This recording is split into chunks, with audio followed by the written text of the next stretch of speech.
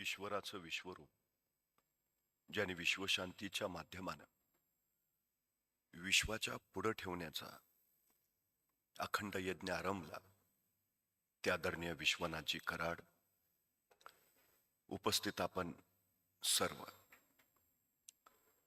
वाचे बर्वे कवित्व, कवित्व बर्वे रसिकत्व, रसिकत्व बर्वे परतत्व, स्पर्शू जायसा. ज्ञानेश्वरीच्या आरंभी उद्गारलेले हे शब्द आहेत.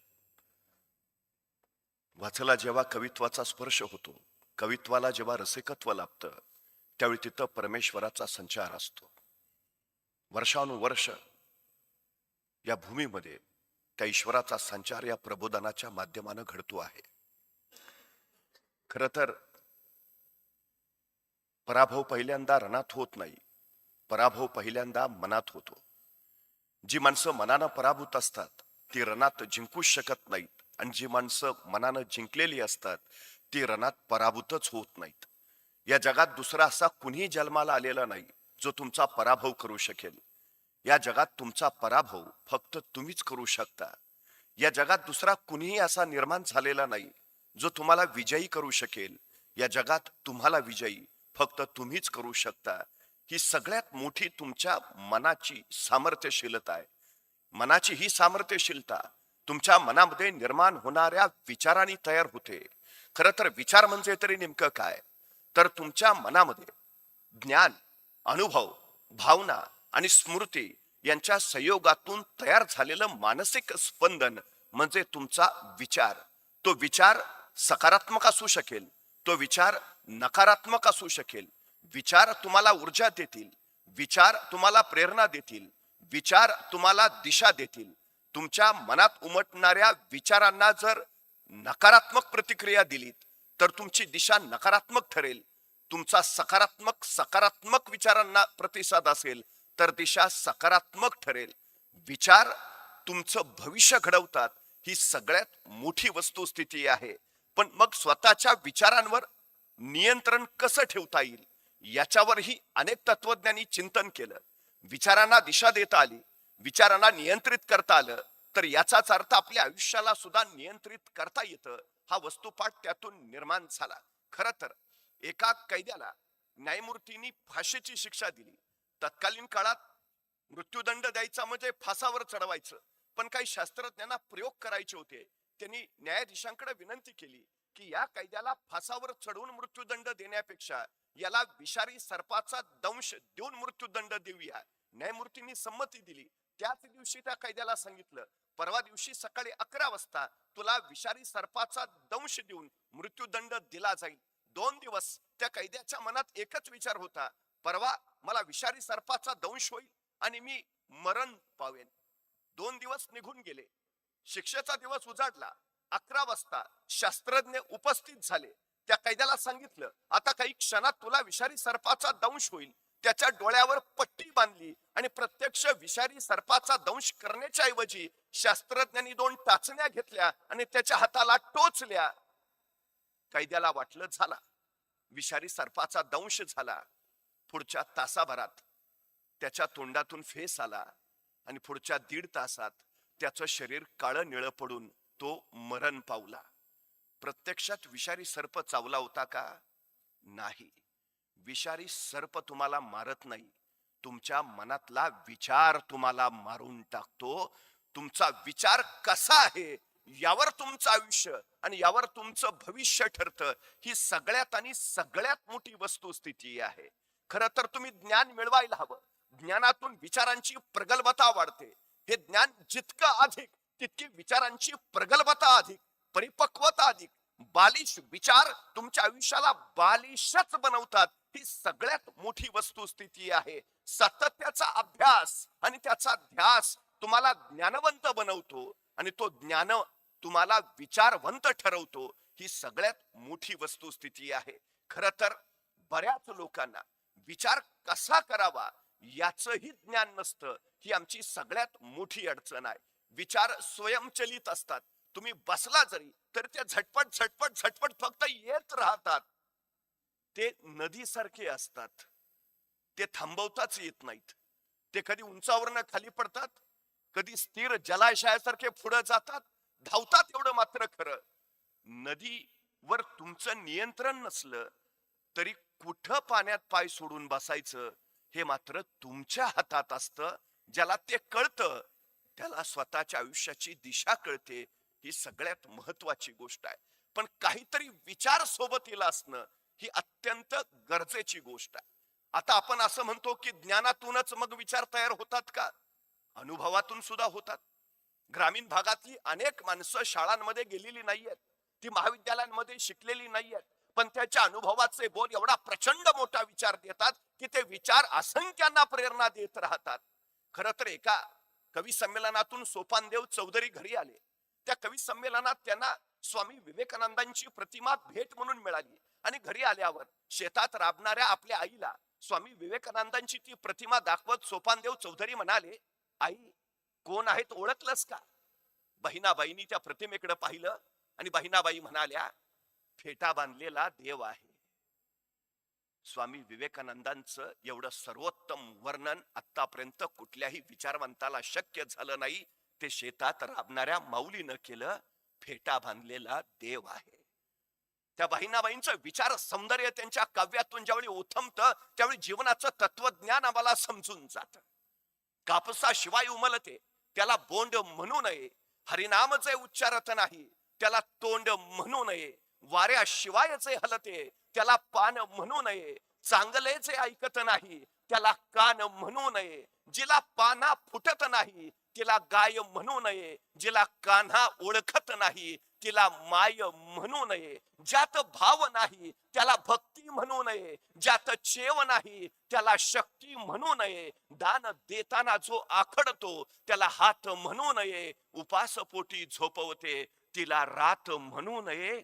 हे साधं सोप्या शब्दातलं जीवनाचं वर्णन त्या माऊलीच्या विचारांचं काय अफाट सौंदर्य आहे हे आम्हाला सहजपणे दाखवतं. आमचा विचार त्या जीवनाला तशा दिशा देणारा असेल तर अनेकांचे आयुष्य उजळून काढणारा ठरतो. ही सगळ्यात मोठी वस्तुस्थिती आहे. खरं तर विचारांच्या या आंदोलनातून तुमच्या विचारांची स्पष्टता घडत राहते. विचार स्पष्ट असणं ही अत्यंत महत्वाची गोष्ट आहे. नाहीतर विचार स्पष्ट नसतील तर आपल्याला ओळख होत नाही. ही आपली सगळ्यात मोठी अडचण ठरते.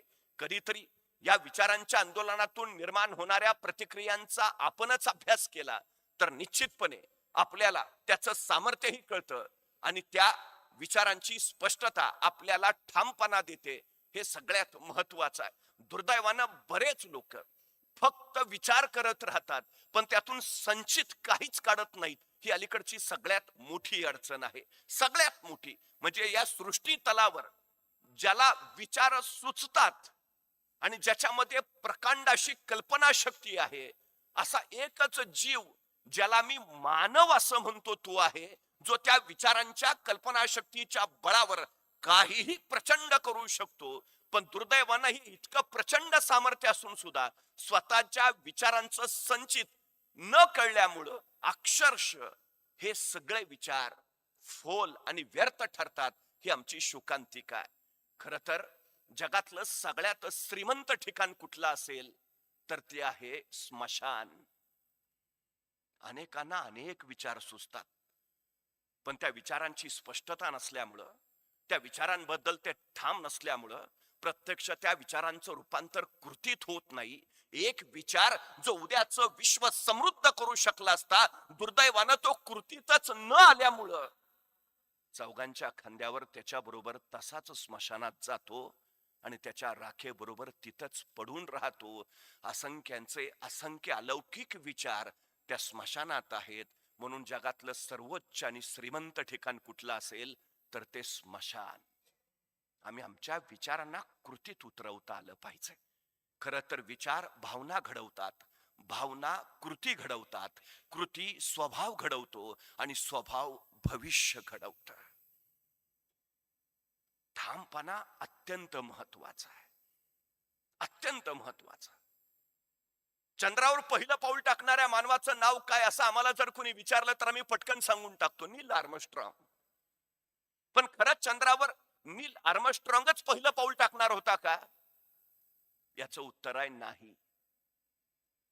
चांद्रयान मोहिमेनुसार चांद्रयान मोहिमेचा मुख्य पायलट होता एडविन सी अल्डारिन. तो अमेरिकेचा वैमानिक होता, त्याला स्पेस वॉकिंगचा अनुभव होता. तो मुख्य पायलट आणि त्याच्या सोबत दिला होता एडविन नील आर्मस्ट्रॉंग, जो अमेरिकेचा नौसैनिक होता. तो को पायलट होता, सहाय्यक.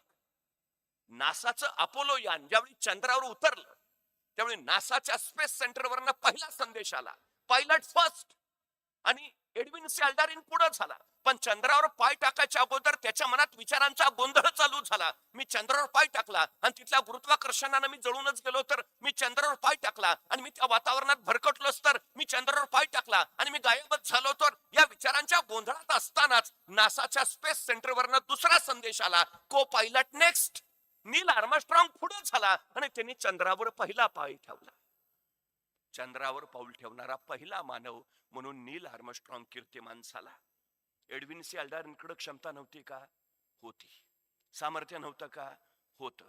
अनुभव नव्हता का? होता. फक्त विचारांची स्पष्टता नव्हती आणि त्यामुळे त्याच्यात ठामपणा नव्हता जो त्याला निर्णय घेऊ देऊ शकला नाही. निर्णय न घेता येणं याचा अर्थ विचारांची स्पष्टता नसणं. माणसं यशस्वी कोण होतात? जे पटकन निर्णय घेतात. ते पटकन निर्णय का घेतात? ठाम असतात. ठाम का? विचारांची स्पष्टता. घ्या ना पटकन निर्णय, अडचण काय? अपयशी माणसाचं सगळ्यात प्रमुख कारण आहे निर्णय न घेता येणं. पटकन निर्णय. बर काय होईल चुकला निर्णय तर? अनुभव येईल आणि बरोबर आला यश. तोटा कुठं? पण निव्वळ विचारांची स्पष्टता नाही. याच्यामुळे अनेक आयुष्य रेंगाळलेली, थबकलेली आणि अपयशी झालेली आपल्याला दिसतील. पटकन निर्णय ही यशाची सगळ्यात मोठी गुरु किल्ली आहे. आम्हाला तो पटकन निर्णय घेता आला पाहिजे. विचारांची स्पष्टता तो घेण्यास तुम्हाला भाग पाडतात, ही सगळ्यात महत्वाची गोष्ट. विचार चेतनेचं बीज आहे.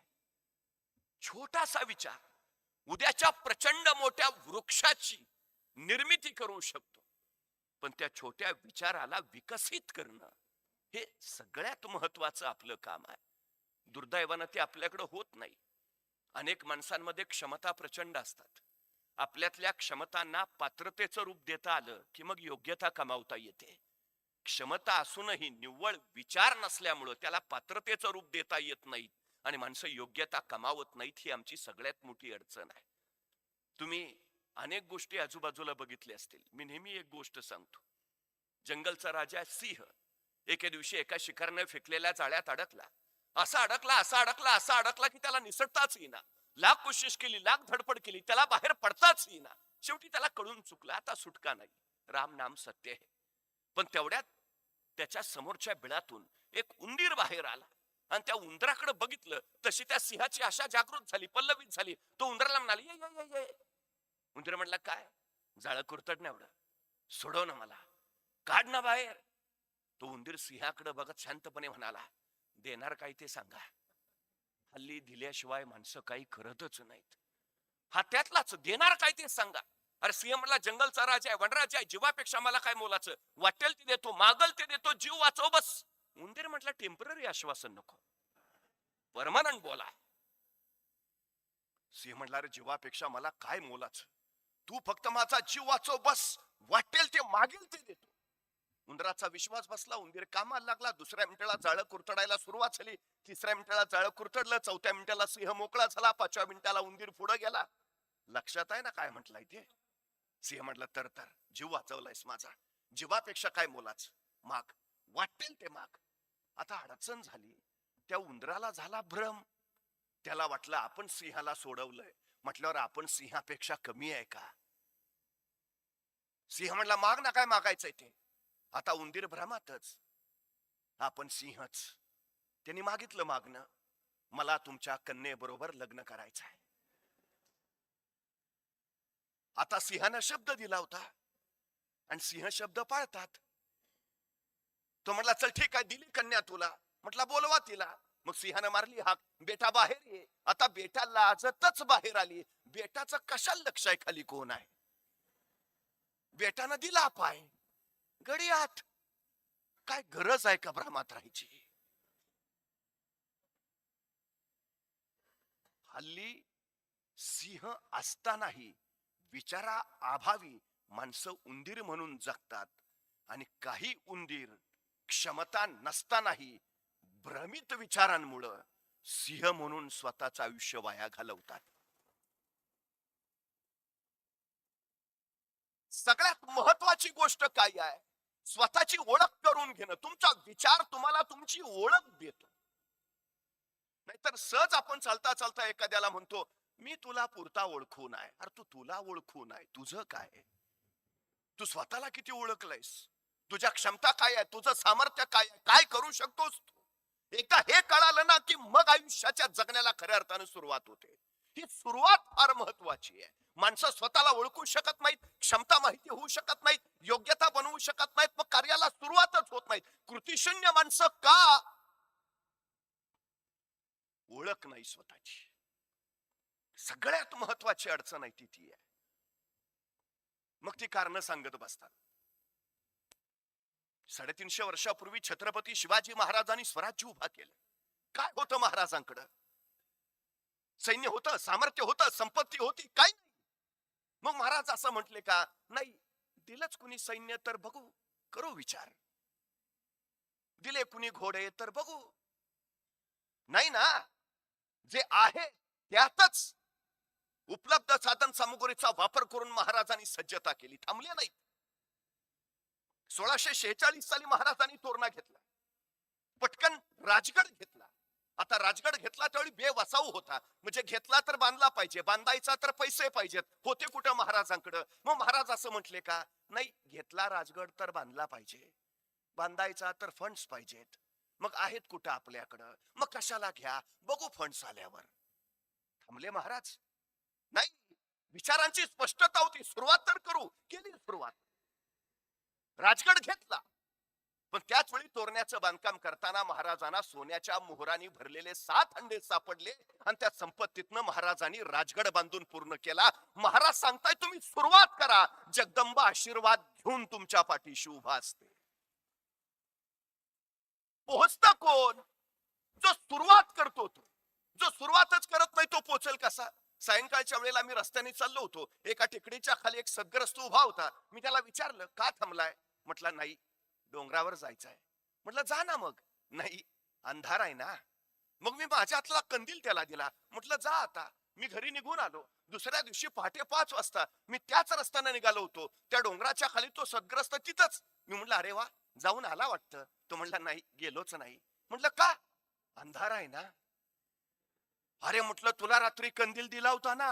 हो दिला होता ना, पण त्याचा उजेड फक्त माझ्या पायापुरताच पडतोय, मला किती लांब जायचं आहे. अरे भल्या माणसा, तू चालायला सुरुवात तर कर, उजेड आपोआप तुझ्या पावलाबरोबर येत जाईल. तुमच्याकडे विचारांचा उजेड किती आहे? तो सगळं विश्व व्यापून राहिलेला नसला हरकत नाही, तुमच्या पावलापुरता आहे ना. सुरुवात तर करता येईल, करा ना सुरुवात. प्रत्येकाची बुद्धी तेवढी आहे, प्रत्येकात भावना तेवढ्या आहेत की तुम्ही पावलापुरता विचार तर करू शकता. करा, सुरुवात करा. कारण सबबी ह्या परिपक्व विचारांच्या अभावी निर्माण होतात. विचारांची स्पष्टता नसल्यानं त्या निर्माण केल्या जातात. 1670 साली मोगल मराठा संघर्ष प्रचंड वाढला होता. मोगलांचं सैन्य लाखोंचं आणि महाराजांचं 20,000. मग महाराज असं म्हटले का, त्यांचे लाखो आपले 20,000, डिपॉझिट पण राहणार नाही, कशाला अर्ज भरा? नाही ना, 20 तर 20, सुरुवात तर करू. महाराजांनी केली लढाईला सुरुवात. 1670 साली महाराजांनी प्रबळगड जिंकला, आणि प्रबळगडाची पाहणी करण्यासाठी महाराज पालखीत बसून प्रबळगडावर निघाले. पालखीत बसलेले महाराज प्रबळगडाच्या मार्गावरनं जात असताना महाराजांच्या शेल्याचं टोक तिथल्या बोरीच्या झाडाच्या फांदीच्या काट्यात अडकलं आणि महाराजांना ताण बसला. तसे महाराज म्हणाले, पालखी थांबवा. पालखी थांबली आणि महाराज सोबत त्यांना म्हणाले, हे बोरीचे झाड आम्हाला काहीतरी सांगू पाहते आहे. हे बोरीचे झाड आम्हाला पुढे जाण्यापासून अडवते आहे. हे बोरीचे झाड आमच्या पुढे जाण्यावर आक्षेप घेते आहे. इथे काहीतरी आहे, आहे, आहे, खणा, खणा. माणसं कामाला लागली. बोरीच्या झाडाजवळ खणायला सुरुवात झाली. 5-6 फूट गेले, दगडी भिंत सापडली, उकरली. 27 घागरी आणि 4 कढया एवढं सोनं महाराजांना तिथं सापडलं. आणि त्या संपत्तीतनं महाराजांनी शस्त्रसज्ज सैन्य उभा केलं. महाराज सांगतायत सुरुवात करा, सगळी सृष्टी तुमच्या पाठीशी उभा असते. ही सुरुवात कधी होते? तुम्ही सकारात्मक असाल तर. आय कॅन, आय कांट, हे दोनच वर्ग नाहीत, त्याच्यापेक्षाही अनेक प्रकारची माणसं आपल्याला दिसतील. तुमच्या विचारातनं तुमचा दृष्टिकोन तयार होतो. तो दृष्टिकोन तुम्हाला प्रवृत्त करतो, करायचंय करायचं नाही. आता ह्या ऍटिट्यूडचे परत 4 प्रकार पडतात जे तुमच्या विचारातूनच निर्माण होतात. पहिला प्रकार आहे झिरो ऍटिट्यूड. म्हणजे एखाद्याला काही सांगा तुम्ही, त्याचं ठरलेलं असतं, नाही नाही जमणार, शक्यच नाही. बर तो त्याच्या पुरतं सांगून शांत होतो का? आपण विचार करतो की जर तो राहू दे, नाही जमणार, कुणालाच नाही, जमणारच नाही. हे झिरो ऍटिट्यूड आहे. क्रियाशीलताच नाही, अजिबातच प्रतिसाद नाही. No, zero attitude. याच्यातला पुढचा प्रकार आहे लोअर ऍटिट्यूड. म्हणजे एखाद्याला म्हटलं ना चल न करूया, तो म्हणतो करूया पण मी नाही. तुम्ही करा, तुम्ही करा. म्हणजे झिरो ऍटिट्यूड स्वतः करत नाही, दुसऱ्याला करू देत नाही. लोअर ऍटिट्यूड काय करतो, नाही तुम्ही करा, काही हरकत नाही, मी नाही. म्हणजे एखाद्याला जर आपण म्हटलं चल ना काहीतरी करूया, नाही करूया की पण मी एकटा येऊन काय करणार, बाकीचे नकोत का? मग आपण त्याला तिथंच ठेवतो, बाकीचे गोळा करायला जातो, बाकीचे गोळा करून मग त्याच्याकडे तो चल आता आलेत बाकीचे, मग आहेत ना बाकीचे, मी नाही आलं म्हणून काय होतंय? हे झिरो आहे, लोअर ऍटिट्यूड वाले. त्याच्यानंतर तिसरा प्रकार आहे ऍव्हरेज ऍटिट्यूड. ते म्हणतात करूया, प्रयत्न करायला काय हरकत आहे, जमलं तर जमलं, नाही तर नाही. ठामपणा नसतो, हे नाही म्हणत नाही, करूया, अडचण काय सगळ्यात. बरं ह्याच्यात आणखी एक प्रकार आहे, मी नेहमी सांगतो, एखाद्या समाजाचा विकास करायचा असेल, गावाचा विकास करायचा असेल तर 4 गोष्टी फार महत्वाच्या. पहिला, ज्याच्याकडे पैसा आहे त्यांनी पैसा द्यावा, ज्याच्याकडे वेळ आहे त्यांनी वेळ द्यावा, ज्याच्याकडे कष्ट आहे त्यांनी कष्ट द्यावे, आणि ज्याच्याकडे या तिन्हीपैकी काहीच नाही त्यांनी किमान गप्प राहावे.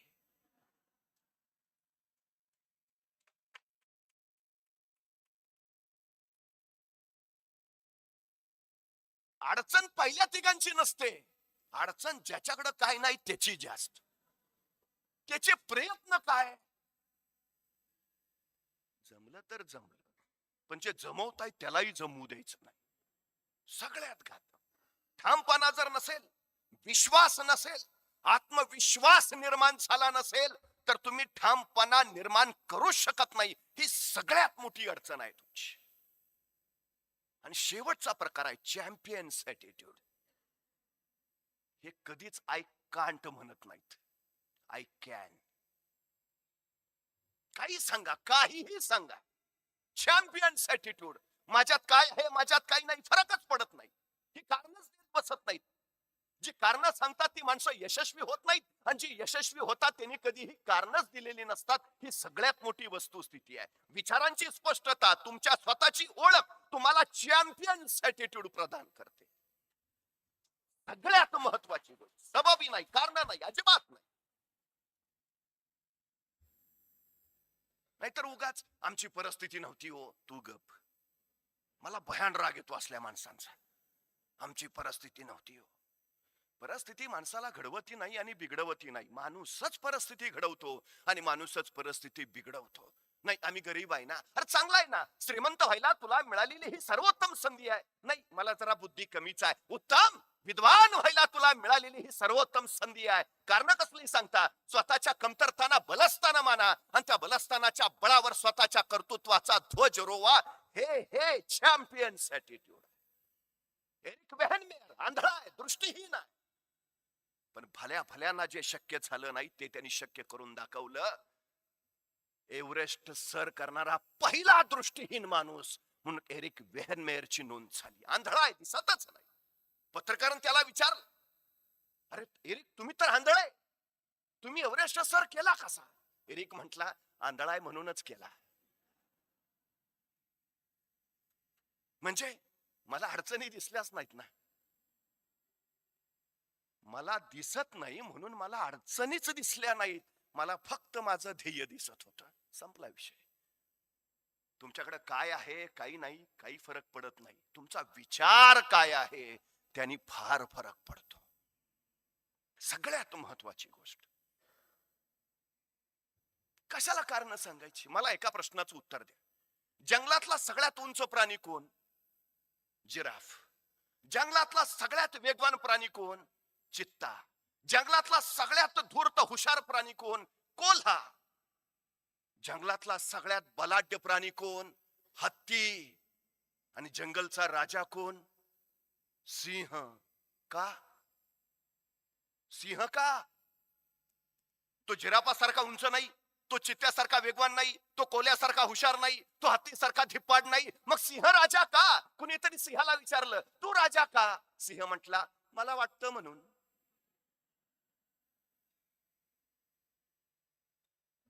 तुम्ही कोण होणार हे जगावर अवलंबून नाही, तुम्हाला काय वाटतं याच्यावर अवलंबून आहे. हे वाटणं म्हणजे विचार. हे वाटणं म्हणजे तुमच्या विचारांची स्पष्टता. ठरवान अडचण काय. पण हल्ली अडचण आमची अशी झाली, सिंह असून आपल्याला माहित नाही आपण सिंह आहे. वाटणं लांबच. म्हणजे एकदा एक सिंहाचं बछडं चुकून जंगलात चुकलं ते चुकलं, एका बकऱ्यांच्या कळपात मिसळलं. ते बकऱ्यांबरोबरच राहायला लागलं. ते बकऱ्यांसारखं वागायचं, बकऱ्यांसारखं जगायचं, बकऱ्यांसारखंच बेबे करायचं, बकऱ्यांसारखंच गवत खायचं. ते पुरतं बकराळच. ते पुरतं विसरलं आपण सिंह आहे. एके दिवशी त्याच बकऱ्यांच्या कळपावर एका सिंहाचा छापा पडला. बकऱ्या गेल्या पळून. हे बछडं नेमकं सिंहाच्या तावडीत सापडलं. त्या बछड्याकडे एकदा सिंहानं नीट बघितलं आणि त्याला विचारलं, तू इकडं कसा? तसं ते बछडं म्हटलं, मी पहिल्यापासून इकडंच आहे. अरे पण तू सिंह आहेस. नाही, मी याच पक्षात आहे. सिंहाला राग, दिली फाड दिशी ठेवून. त्या फटक्यानं सिंहाच्या तोंडातनं, त्या बछड्याच्या तोंडातनं रक्त उगळलं. रक्त त्याच्या जिभेला लागलं. सिंहानं विचारलं, टेस्ट कशी आहे? बछडा म्हणला, ग्रेट. मग नॉनव्हेज सोडून व्हेजच्या माग का लागलाय? त्या बछड्याच्या डोक्यात काय प्रश्न. शेवटी सिंहानं त्याला पकडलं, सरळ एका विहिरीच्या काठावर नेलं. खाली बघ, पाण्यात बघ, माझ्यासारखाच दिसतोस ना? म्हटला, हो. अरे मग सिंह आहे इकडं काय? चल, जाणीव करून द्यावी लागते. तुम्ही सिंह आहात ही जाणीव बाहेर न होत नाही. ही जाणीव तुमच्या आतून होते. कोण आहात ती जाणीव तुमचे विचार तुम्हाला करून देतात. स्वतःची जाणीव होणं याच्यापेक्षा दुसरा विषय नाही. स्वतःची ओळख होणं याच्यापेक्षा दुसरा जय नाही. ज्याला स्वतःची ओळख पडली, घडला आणि त्यांनी जग घडवलंय. स्वतःची ओळख फार महत्वाची आहे. तुमचे विचार त्याची जाणीव तुम्हाला करून देत असतात. विचार का करायचा? तेवढ्यासाठी. पण आमची अडचण अशी आहे, आम्ही सतत विचारातच असतो. म्हणजे सध्या ओव्हर थिंकिंग नावाचा आजार जडलाय अनेकांना. ते मानसोपचार तज्ञाकडे जातात, डॉक्टर थांबतच नाहीत आहे विचार. मग विचार एवढा करतो तर तू जगजेता व्हायला पाहिजे होता, तू दवाखान्यात काय करतोय? मग समाज मागं का? विचारशील माणसं राहिली नाहीत. आणि मग हे दवाखान्यात का? फार विचार करतात. मग तुम्ही नेमका विचार कुठला करता? मिनिटाला एक माणूस सरासरी 30 ते 70 विचार करतो. 70 विचार मिनिटाला. मग अनेक लोक सांगतात, ओव्हर थिंकिंग वर विजय मिळवायचा असेल तर ध्यान केलं पाहिजे. ध्यान विचार बंद करायची प्रक्रिया नाही. ध्यान विचारांवर ताबा मिळवणारं सामर्थ्य आहे. नियंत्रित करता आले पाहिजे. ते थांबू शकत नाहीत, अजिबात नाही, पण नियंत्रित करता येतील. ज्याला विचारांवर नियंत्रण साधता आलं त्याला भविष्यावर नियंत्रण साधता आलं. पण हल्ली इतकी विचार करणारी माणसं आहेत की त्यालाच काही कळत नाही. त्याला विचारलं तू कोण आहे, तो म्हणतो मी सिंह आहे. खरंच? नाही, मी सिंह नाही. म्हणजे काय? नाही, मी सिंह आहे पण आणि मी सिंह नाही पण. अस्वस्थ आहेत लोक. आहे की नाही, हो की नाही, जमेल की नाही, करू की नाही, अडकलीच ही सगळी. क्रियाशील का नाहीयेत ही या चक्रात अडकलीत. सिंह आहे पण आणि सिंह नाही पण. एखाद्याला मी सहज विचारतो, अरे जग केवढं बदलतंय, असं का? केवढा विकास चाललाय, हो का? ज्ञानाचं मोल किती वाढलंय, असं आहे का? विचार फार महत्वाचे, हो का? तू जगतो कशाला? आपण का जगतो याचाच जर विचार आपल्या ठाई नसेल तर उपयोग काय आहे? माणसं कळेनाशी झाली, त्यांनाही त्यांचं कळेनासं झालंय. हा अलीकडचा सगळ्यात मोठा गोंधळ आहे, सगळ्यात मोठा. महाभारताचं युद्ध कुरुक्षेत्रावर सुरू होणार होत. सैन्याची जमवाजमव चालू झाली. भगवान श्रीकृष्णांचं लक्ष एका व्यक्तीकडे होतं. तो व्यक्ती होता भीमाचा नातू, घटोत्कचाचा पुत्र, बार्बरिक. विलक्षण होता. त्याला 3 दिव्य बाणांचं वरदान मिळालं होतं. त्याचा पहिला बाण लक्ष निश्चित करायचा, दुसरा बाण मित्रांचं संरक्षण करायचा आणि तिसरा बाण शत्रूचा संहार करायचा. तो जिकडे विजय त्याचा. भगवान श्रीकृष्णाचा अफाट भक्त होता. कुरुक्षेत्रावरच्या युद्धाला आरंभ होण्याच्या आधी भगवान श्रीकृष्ण या बार्बारिककडे गेले. कारण जिकडे बार्बारिक तिकडे जय. एका बाणात सगळ्या शत्रूंचा तो संहार करू शकत होता. पण त्याची परीक्षा घेण्याच्या हेतूने भगवान श्रीकृष्णाने बार्बारिकला विचारलं, तू कुठल्या बाजूने लढणार, कौरव की पांडव? बार्बारिकनं अजब उत्तर दिलं. बार्बारिक म्हटला, जो कमजोर असेल मी त्याच्याकडनं लढेन. कमजोर? मग आता कौरव कमजोर आहेत, मग मी त्यांच्याकडनं लढेन. पण तू कौरवांकडे गेल्यावर पांडव कमजोर होतील, मग मी नंतर पांडवांकडनं लढेन. अरे मग तू पांडवांकडे गेल्यावर कौरव कमजोर होतील, मग मी नंतर कौरवांकडनं लढेन. भगवान श्रीकृष्णांना कळालं, युद्धाचं संतुलन राखायचं असेल तर हे चालणार नाही. कौरव कमजोर झाले की बार्बरिक त्यांच्याकडं, पांडव कमजोर झाले की बार्बरिक त्यांच्याकडं. अशाने युद्धच संपणार नाही, ते अनिश्चित चालूच राहील. हा न्याय नाही. युद्धाला अंत हवा, जय पराजय घडायला हवा. बार्बरिक हे घडू देणार नाही. म्हणूनच भगवान श्रीकृष्णाने बार्बरिकला विचारलं, तू मला काहीतरी दान द्यायला हवस. बार्बरिक म्हटला, प्रभू काय देऊ? माझी दिव्य शक्ती देऊ, माझं धनुष्य देऊ, माझा बाण देऊ? भगवान श्रीकृष्ण म्हणाले, तुझं शीर दे. तुझं शीर. एका क्षणाचा विचार नाही केला त्या भक्तानं.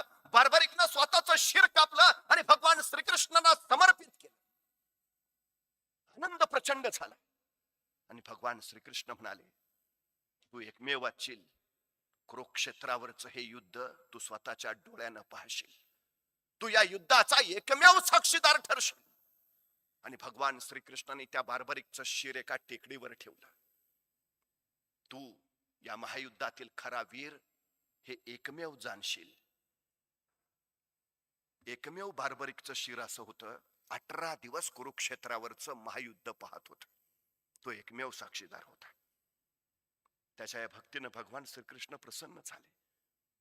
त्याला सांगितलं, कलियुगात तू श्याम म्हणून प्रसिद्ध पावशील. जो तुझी कोणी आराधना करेल त्याच्या सगळ्या मनोकामना पूर्ण होतील. पुढं ते शीर राजस्थान मधल्या खाटू इथं सापडलं. आता ते मंदिर खाटू श्यामचं मंदिर म्हणून प्रसिद्ध आहे. पण भगवान श्रीकृष्णाने सांगितलेला त्यातला मतितार्थ फार महत्वाचा आहे. त्यांनी बार्बरिकचं शिर का मागितलं? तू एकाच वेळी सगळीकडे राहू शकत नाहीस. तू एकाच वेळी दोन्हीकडे राहू शकत नाही. तुला एक बाजू घ्यावी लागेल, मग ती सत्याची असेल किंवा असत्याची असेल. कर्णानं ही बाजू घेतली, भले असत्याची, पण तो ठाम राहिला. श्रीकृष्ण असं सांगतात की जीवनाचं संतुलन राखायचं असेल तर तुम्हाला ठाम निर्णय घ्यावा लागेल. ही बाजू का ती, विचार पक्का करावाच लागेल. एक बाजू कोणतीही जर ती घेतली नाही, संतुलन बिघडलं. आत्ताच्या समाजाची अडचण अशी आहे, विचार भिन्नता हा आजच्या समाजापुढचा प्रश्न नाही. माणसांची विचार शून्यता हा सगळ्यात मोठा प्रश्न आहे. त्यांना कळेनाच झालंय आपण वाघ आहोत की वाघ नाही आहोत, आपण सिंह आहोत की सिंह नाही आहोत, कळेनाच. स्वतःला जाणणारी माणसं आणि सत्याची बाजू उचलून घेणारी माणसं समाजात असणं हे समाजाच्या हितासाठी अत्यंत महत्वाचं आहे, अत्यंत गरजेचं आहे. तर समाज पुढे जातो, तर समाज घडतो. बुडती हे जन न देखवे डोळा म्हणून कळवळा येत असे, असं म्हणत जगद्गुरु तुकाराम या समाजाला जागा करत राहिले. विचार ठाम होता, निर्णय ठरलेला होता, बाजू ठरलीये. मग प्रवास सुरू झाला. रात्रंदिना आम्हा युद्धाचा प्रसंग ठरायला हवा. आमची सगळ्यात मोठी भूमिका ती असायला हवी. काहीतरी काहीतरी ठरवा. ती विचार स्पष्टता, तो विचारांचा ठामपणा आहे. दुर्दैवानं हल्ली सगळ्यात मोठी अडचण आहे ती आहे,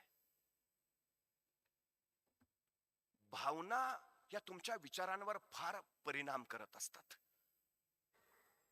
पण अलीकडची आमची अडचण अशी आहे की आम्ही अभ्यासाचं नियोजन कसं करावं ते शिकवतो, आर्थिक नियोजन कसं करावं तेही शिकवतो, पण स्वतःच्या भावनांचं नियोजन कसं करावं ते मात्र कुठंही शिकवलं जात नाही, अजिबात नाही.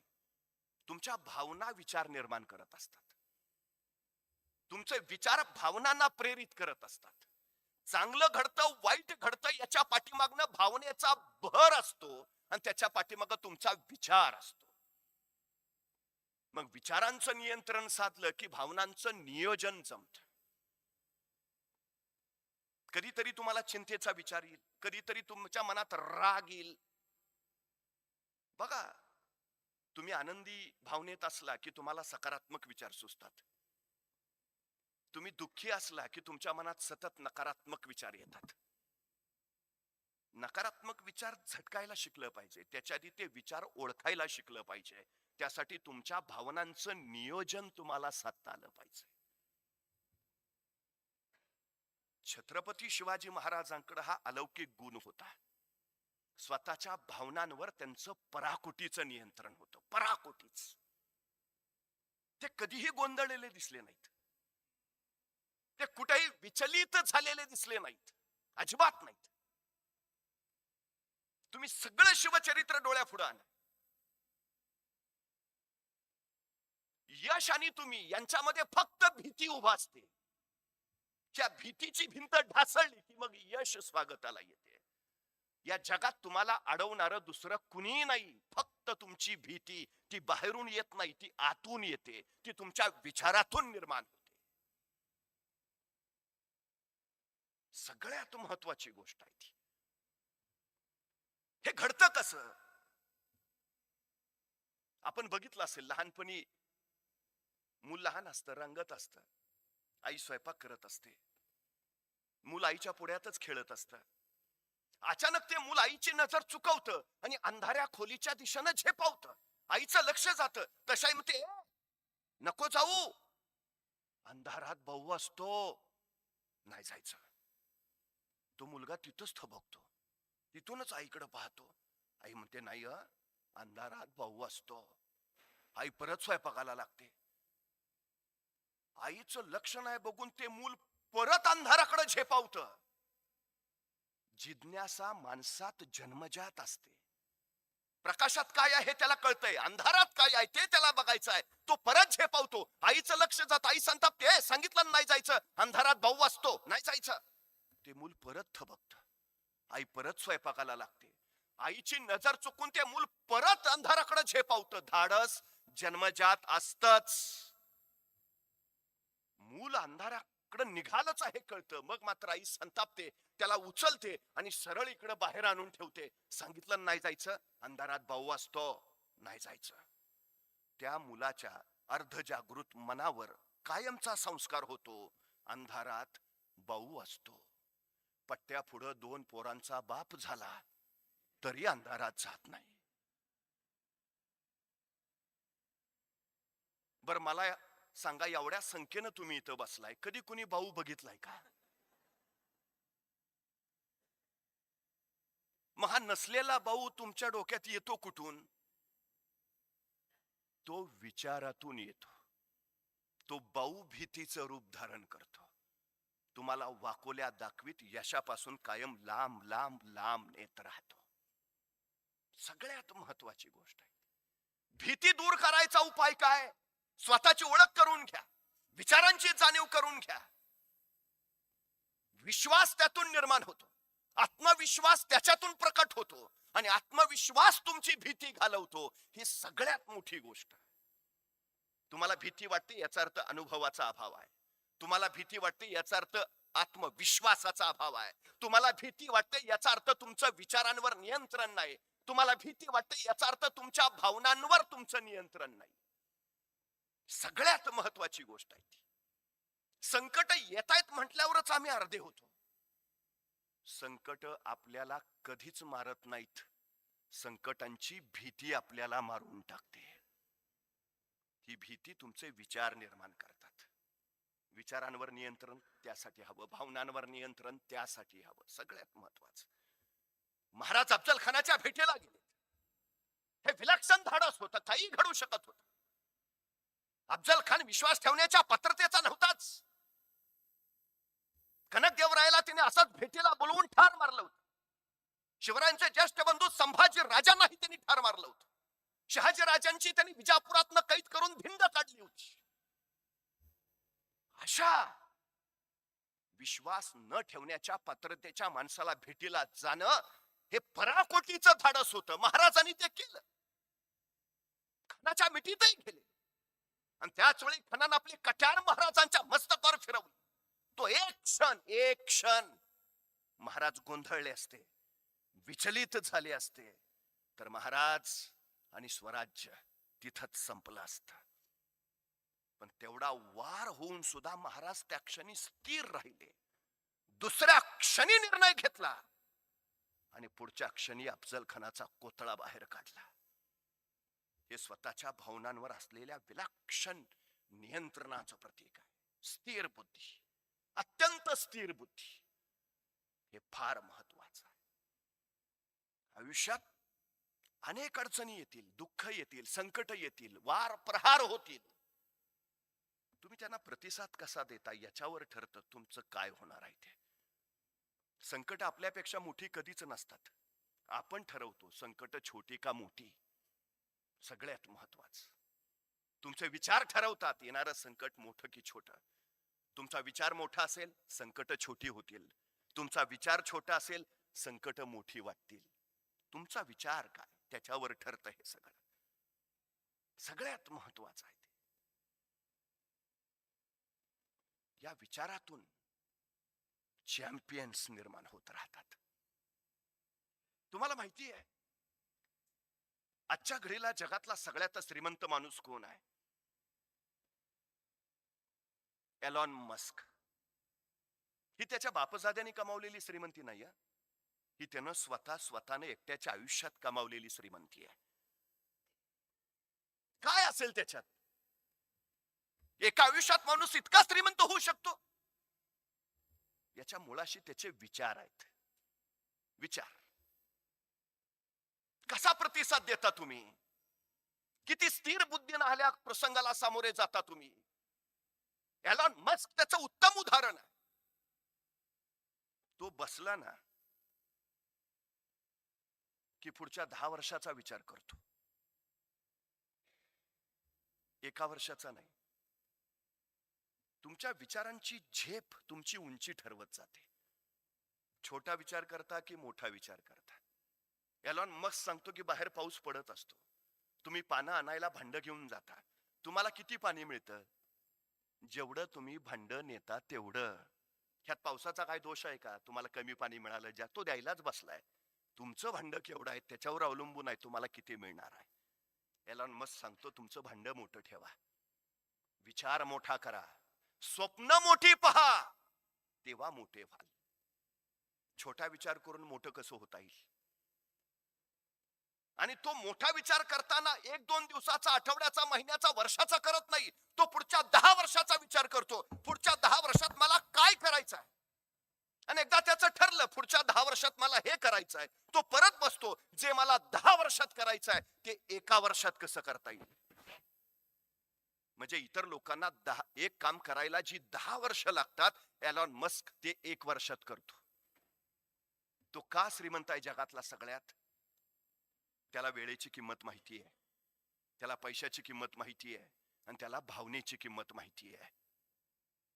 आम्हाला 3 गोष्टी मिळाल्यात ज्या आम्ही खर्चही करू शकतो आणि ज्यांची गुंतवणूकही करू शकतो. तुम्ही वेळ खर्च केला गेला, पण तोच मिळालेला वेळ जर तुम्ही गुंतवला तर गुंतवलेला वेळ तुम्हाला परतावा देतो.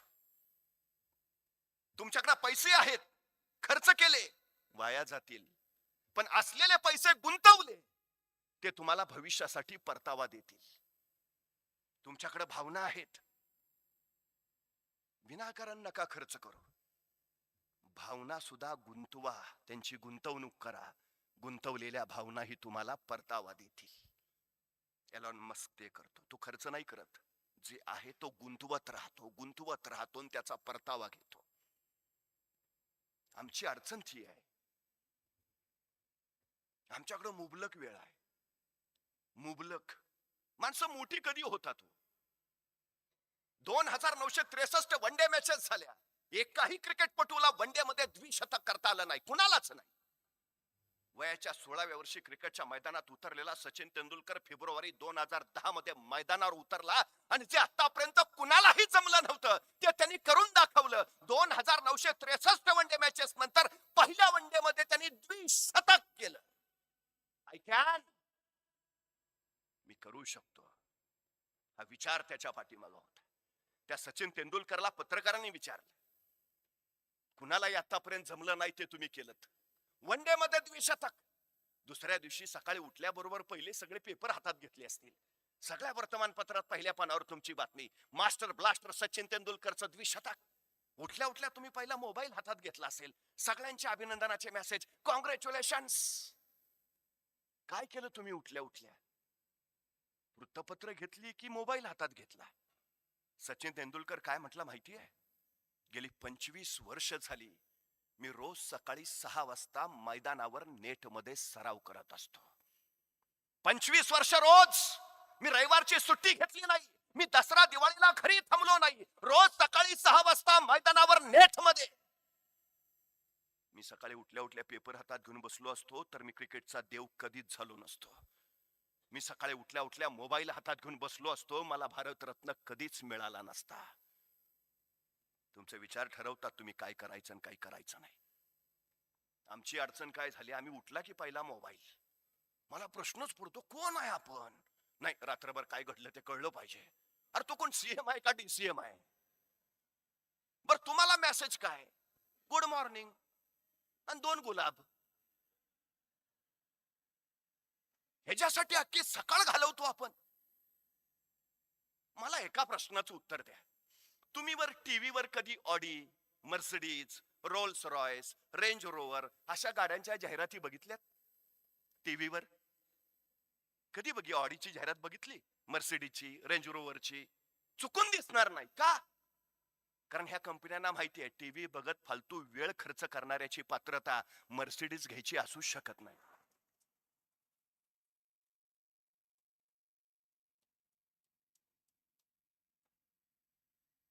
ते जाहिराती ही आपला ग्राहकच नाही. हा तुम्ही मोबाईल वर कधी मर्सिडीजची जाहिरात बघितली, ऑडीची? चुकून दिसणार नाही. मग मोबाईल वर जाहिराती कुठल्या? जंगली रमी, 3000 कमावो. कोण आहे आपण? आपली पात्रता आपण काय करतो आहोत त्याच्यावरनं ठरते. तुमचे विचार तुम्हाला तिकडे घेऊन जात असतात. सगळ्यात महत्वाची गोष्ट आहे ती, सगळ्यात महत्वाची. विचार काय हवा? एलॉन मस्क ते सांगतो. एक क्षण वाया घालवत नाही मी नको त्या गोष्टीत. एक क्षण, प्रत्येक क्षण मी गुंतवतो. माझा प्रत्येक रुपया मी गुंतवतो. त्याचा परतावा घेतो. त्याच्या बळावर आज ही आहे. पहिला माणूस आहे जगातला ज्यांनी विचार केला 2050 साली पृथ्वीच्या पोटातलं पेट्रोल डिझेल संपेल, 2090 साली पृथ्वीच्या पोटातला गॅस संपेल, मग गाड्या कशावर धावतील? दुसऱ्यानं काढलेली टेस्ला कंपनी विकत घेतली आणि इलेक्ट्रिक कार्स बनवणारी जगातली सगळ्यात मोठी कंपनी या एलॉन मस्क न उभा केली. उद्या काय गरज आहे? ही त्याच्या विचारांची झेप आहे. त्याच्या कंपनीला 3 महिन्यात 50,000 कार्स बनवायची ऑर्डर मिळाली.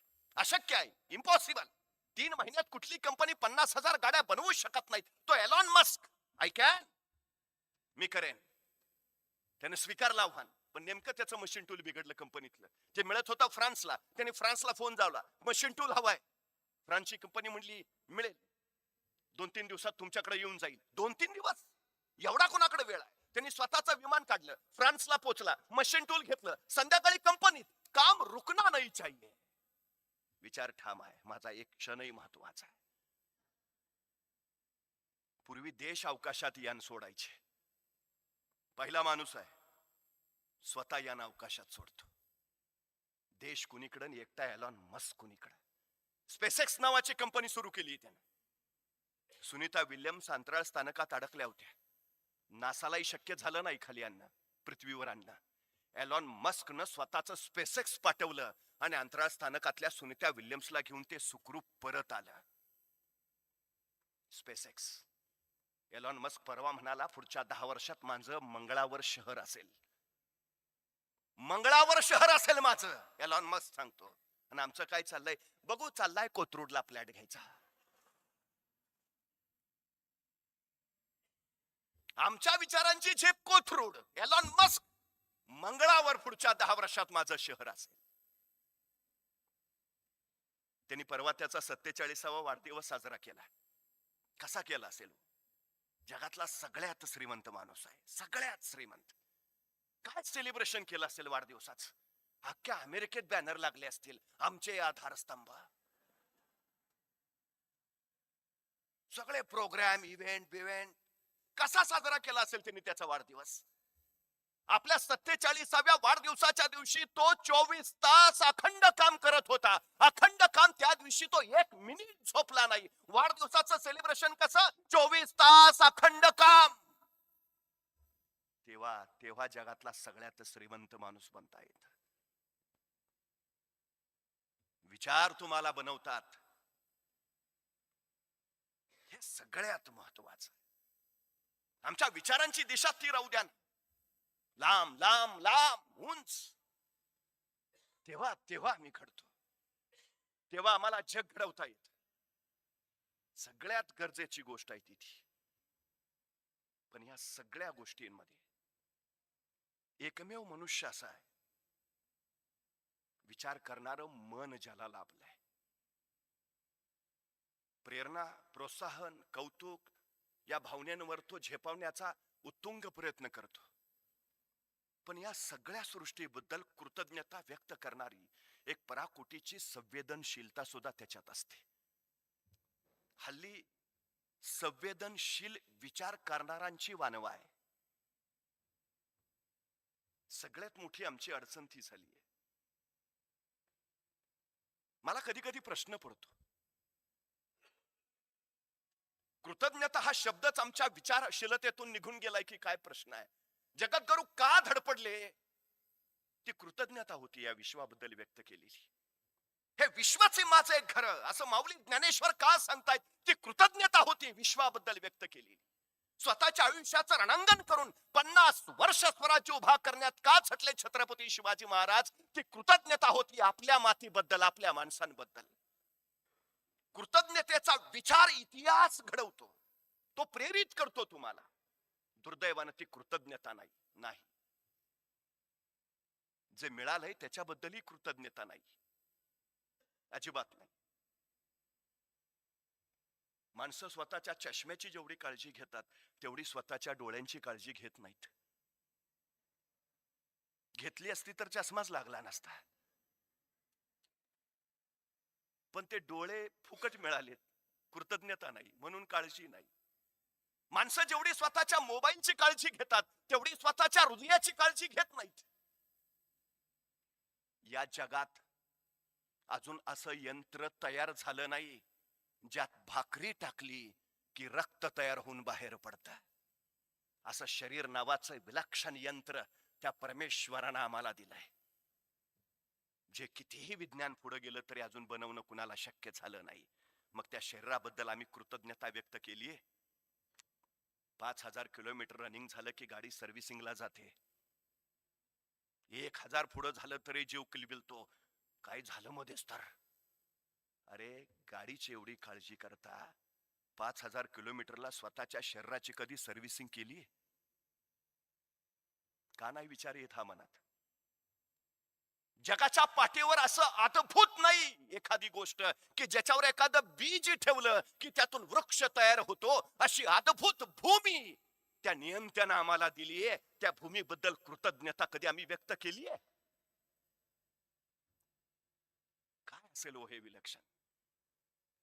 ज्या आई वडिलांनी आम्हाला जन्माला घातलं त्या आई वडिलांच्या बद्दलची ती कृतज्ञता आमच्या उरात खरंच आहे. ती असती तर महाराष्ट्राच्या जागोजागी वृद्धाश्रमांची निर्मिती झालीच नसती. ही संवेदनशीलता विचारातून प्रकट होते, ती कृतीत उतरते आणि मग कल्याणकारी समाज निर्माण होतो. ती वानवा आहे. आता गुरुकुलातून प्रभू श्री रामचंद्र अयोध्येला आले. राजा दशरथांची आता एकमेव इच्छा होती श्रीरामांचा राज्याभिषेक पाहावा आणि घोषणा केली, राम अयोध्येचे राजे. राज्याभिषेकाची तयारी सुरूच आहे. अयोध्या नटली, सजली, आनंदानं बहरली. उद्या राज्याभिषेक आहे. आणि आदल्या रात्री कैकेयी माता राजा दशरथांकडे आल्या, तुम्ही मला 2 वर देणं बाकी आहे. राजा दशरथ म्हणाले, सुवर्णयोग, दुग्ध शर्करा योग. उद्या माझा राम अयोध्येच्या गादीवर बसतोय आणि तो सुवर्ण मुहूर्त गाठून तुम्ही तुमचे वर मागता आहात. उत्तम, मागा. आणि कैकेयी मातेनं वर मागितले, श्रीरामाला 14 वर्ष वनवास आणि माझ्या भरताला अयोध्येचं राज्य. पायाखालची वाळू सरकली, डोळ्यातनं कळदेशी अश्रू सुटला, ओर भरून आला. पण तो काळ शब्द पाळण्याचा होता. प्राण जाय वचन ना जाय. काळजावर दगड ठेवून राजा दशरथांनी श्रीरामांना बोलावलं. भरल्या काळजाने सांगितलं, राम तुम्हाला 14 वर्ष वनवासाला जायचंय. आणि दुसऱ्या क्षणी श्रीराम निघाले. पण परंतु किंतु नाही, काहीही नाही. पित्यानं सांगितलंय ना, संपला विषय, निघाले. श्रीराम असं नाही म्हटलं, ही काय पद्धत आहे का? मग आधी सांगायचं होतं. सगळ्या अयोध्येत बॅनर लागलेत, सगळं कसला इव्हेंट बिव्हेंट सगळं का नाही वेळी अजिबात नाही. ते काही काही काही काही काही मात्यांना सांगायचं ते तुमचं तुम्ही सांगा, आपल्याला जमणार नाही. सगळं फ्रेंड सर्कल बोलवलंय राव. फ्लाईट वगैरे बुक करून सगळी येऊन बसली तर तुम्ही आता सांगताय नाही नाही, शपथ घेतल्याशिवाय आपण जात नसतो. नाही हो, एक किंतु नाही श्रीरामांच्या मुखातून, एक किंतु. पित्यानं सांगितलंय ना, संपला विषय, निघाले. सीता मातेनं म्हणाले, सीते वनवासाला जायचंय, आता अयोध्येला परतू ते 14 वर्षानंतरच. निघाले सीता माता. त्यांनी रामांना असं नाही विचारलं, ह्याच्यासाठी तुमच्या बरोबर लग्न लावलं का? आधी तर तुमच्या बाबांनी खूप सांगितलेलं राजाच होणार आहे. अजिबात नाही का? पती सांगतोय ना, संपला विषय, निघाल्या सीता माता. लक्ष्मणांना प्रश्न पडला, आपण काय करावं? ते धावत धावत सुमित्रा मातेकडे गेले. आई, श्रीराम वनवासाला निघालेत, मी काय करू? श्रीरामांबरोबर वनवासाला जाऊ की अयोध्येतच राहू? सुमित्रा माता म्हणाल्या, जिथं श्रीराम तीच तुझी अयोध्या. संपला विषय, निघाले लक्ष्मण. हे काय आहे? कृतज्ञता, जे संस्कारातून विचारात परावर्तित झाली आहे आणि जी कृतीत निर्माण झाली. दंडकारण्यातनं जात असताना काही अंतर पुढे गेल्यावर अचानक श्रीराम थांबले आणि पाठीमागं वळून वाटेतले खडे आणि काटे उचलून बाजूला फेकायला लागले. सीता मातेना काही कळे ना, म्हणजे आपल्याला खडे आणि काटे टोचू नयेत, माणूस पुढचे वाटेतले खडे आणि काटे उचलून बाजूला फेकतो. हे इथं उलट घडतंय. श्रीराम पुढे आलेत, परत मागे गेलेत आणि मागच्या वाटेतले खडे आणि काटे उचलून बाजूला फेकतायत. सीता मातेने विचारलं, पाठीमागून कुणी येणार आहे का? श्रीराम म्हणाले, हो. आपण अयोध्येतून निघालो त्यावेळी माझा भरत अयोध्येत नव्हता. तो अयोध्येत येईल आणि जेव्हा त्याला कळेल की श्रीराम वनवासाला गेले, तो एक क्षण थांबणार नाही, तो तसाच धावत येईल. सीतामाता म्हणाल्या, मग पाठीमागून धावत येणाऱ्या भरताला हे खड्यानी काटे टोचू नयेत म्हणून तुम्ही उचलून बाजूला फेकताय का?